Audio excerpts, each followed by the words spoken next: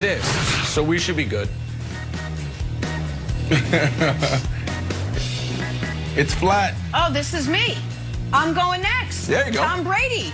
There we Yeah. go. How many different ways can we emphasize to you how long Tom Brady's been playing football? I mean, we could tell you 20 some odd years, 10 Super Bowls, yada, yada, yada. Or we can show you in terms my brother would understand. Guys, put this picture up here. What you're about to see is the difference between Tom Brady's first video game back at Michigan and his latest video game as a Buck. I have 4 takeaways. Hear me out. 4 quick takeaways. Number 1, obviously the biggest one. Tom Brady now wears a glove. He never used to wear a glove. Number 2, TB12 works. Tom Brady used to be Tony Saragusa, obviously. Number 3, video games still don't know how to put fans in the stands. Take a look at the fake fans in both stands, and this is a 20-year difference. And number 4, no wonder Tom Brady did not start at Michigan. He literally has chicken nuggets for hands. Can't throw with chicken nuggets. Those are my takeaways. It's been a long 20 years for Tom Brady, but we love having you in the Super Bowl to talk about this year, so let's do it. There's not much else I can tell you that you don't already know about the GOAT. 43 years old, wants to play past 45. 10th Super Bowl, has his sights set on more. 100% locked in for Sunday, kicked his family out of town for 2 weeks so he can prep and prepare. So what could possibly be left on his to-do list? We'll let Tom tell you. As long as I'm playing, I want to improve and get better. And I think next year is going to be a lot better than this year. You know, I feel like I'll be in a much better place mentally. I'm going to train a lot better this year. Physically, next year I'll be in a better place. So I know as soon as this game ends, we're on the next season. So, you know, we'll get ready for this season and then start thinking about next year. Dude's literally a machine. I like it. Come on. Brandon, could Brady actually be on the verge of back-to-back Super Bowl wins after saying next year he's going to be a lot better mentally? And here's the biggest part, physically. When you get back to training again. Man, if they can keep the band together, we might be talking about a 3-peat. I don't know. Well, I truly believe this. You got to think about. I'm doing a little too much right there. Definitely not a 3-peat, but 100% they can go back to back. Everything he talked about was talking about preparation. How do you train? Coming together. They did something phenomenal. This is extremely hard for a quarterback to come in to a new situation with new guys and find themselves in the Super Bowl. So I truly believe it. And it starts with the mentality. He talked about it earlier on this week. I got to be 100% committed. He's committed. He also, Levante David told a story yesterday. He said Tom Brady came in the locker room and a player was crying after they won the NFC Championship 2 weeks ago. And he said, what the F are you crying about? We're not done yet. Right there tells you the mentality. This guy truly believes he can play at a high level into his mid-40s, and it's all about winning Super Bowls for him. They have the 7th most space when we talk about the cap, Nick, a resident GM, and also they got some key free agents that they can bring back, like Levante David, like Sue. That's going to be a big one. Gronk for the chemistry and continuity. AB, Godwin. There's some guys that they're going to have to make decisions on, but they're capable and they're in a space where they can bring them back. Yeah, the interesting part about this, Brandon, is that it's Brady's rookie year. Like, he was on record a little while ago saying, like, he still hasn't spent that much time with guys because of all the COVID protocols. So he'll be more familiar with everybody. He's going to be able to train with hopefully the pandemic drops a little bit and we get back to a more normal world. Here's the other thing. Division's kind of weak now.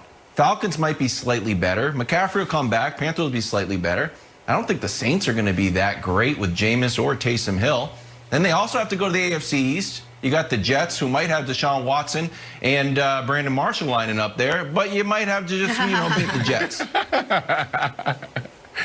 And there's one secret weapon, Nick, that I think could propel the Bucs to another Super Bowl. If we could put up the quote from our friend Bill Barnwell. Oh, this is brutal. Edelman unlikely to see the $4 million remaining in the final year of his deal with the New England Patriots, world's best franchise. Thankfully, there's a natural place for him to go. If Godwin leaves Tampa Bay, the idea of Edelman, Hall of Famer, flocking south to take over Tampa's part-time slot receiver almost seems too obvious. It will be the true Patriots of the South, my friend Nicholas, and I will officially have to hand in my Patriots jersey if it's Gronk, Brady, and future Hall of Famer Julian Edelman lining up at Tampa Bay. I could see them having Patriots a very successful season.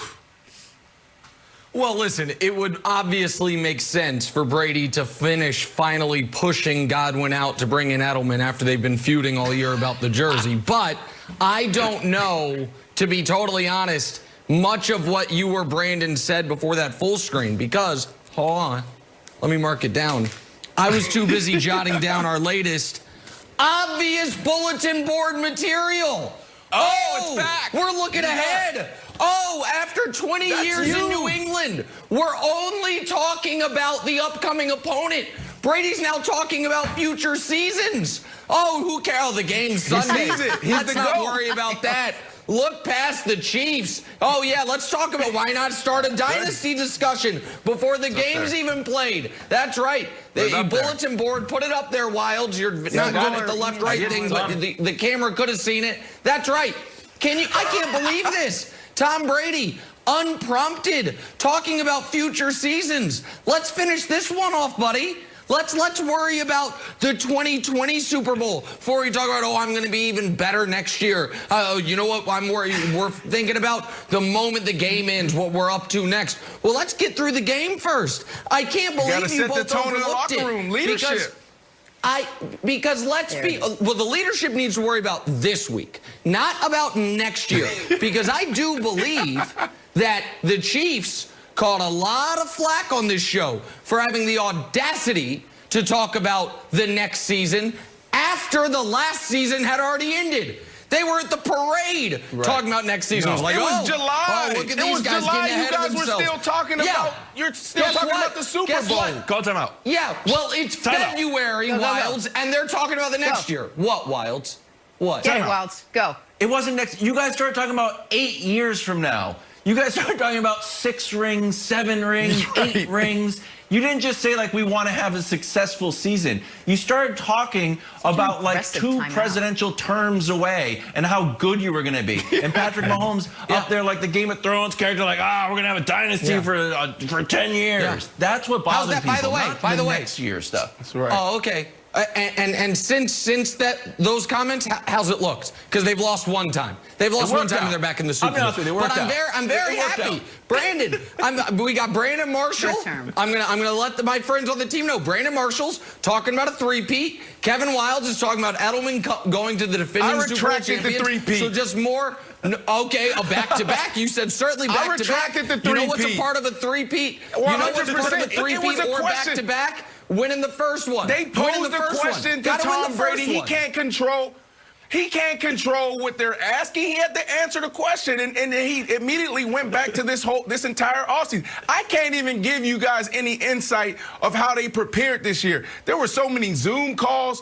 They had practice, and they had to go home and have meetings and watch film and break down film from home. Like, this year was totally different. So if you go into next year, which I don't believe they're going to have OTAs, the word is it's going to be, similar to last offseason, but they'll have more time to prepare towards the end of summer. So I truly believe a team like the Bucs are going to be in good position to have a better year next year, given that they have the cap space and they have guys coming back. Right. Plus, if Brady didn't prepare for next season, he'd have an identity crisis.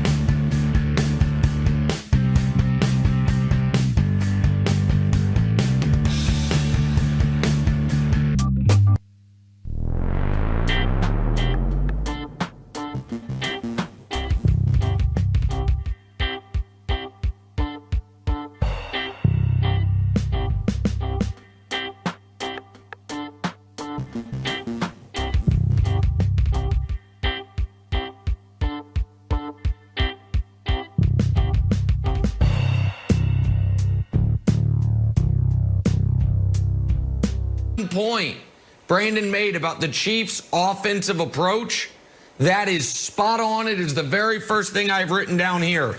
Don't do what you do. Do it more often. Do it faster. Second bullet point. Abandon the run entirely.